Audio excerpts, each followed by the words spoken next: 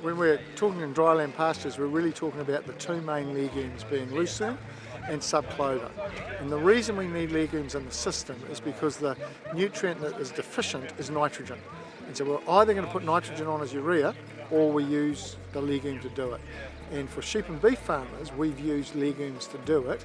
In our environment here in North Canterbury, it's lucerne on the flats and it's subclover on the hills, and that's what the focus of today's field day is going to be. The key thing about that is if you get legumes into the system, you also grow animals quickly. And if we grow animals quickly and they put on weight quickly, then their production per unit of methane is actually reduced. So from a greenhouse gas perspective, having legumes in the system is also an advantage, and it's one way that sheep and beef farmers can really reduce their greenhouse gas footprint. And so one of the things that people are not aware of is that the sheep and beef sector is the only sector in New Zealand that's reduced its greenhouse gas footprint since 1990. So in 1990 we produced 1 kilo of meat for about every kilo of CO2 equivalents.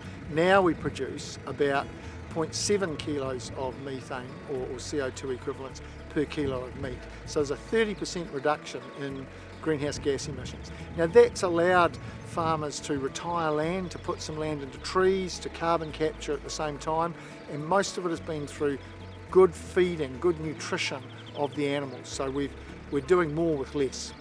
We were coming back to a property 8 years after we'd been here before, and you could see the benefits of what had happened 8 years ago. They were still really evident, and the farmer who's a young farmer can see opportunity ahead of him. So one of the things you're trying to do is give people hope. There's a lot of negativity around the industry and a lot of people can get upset, but actually field days like this give people opportunity and they give them hope and they give them aspiration for the future. And that's what our role is to let them see that opportunity on their own property. And it's a bit hard being under the microscope, having people look at your property and see things, but it should also be quite motivating, and I think that was what the day was about, was being motivating to those farmers that turned up.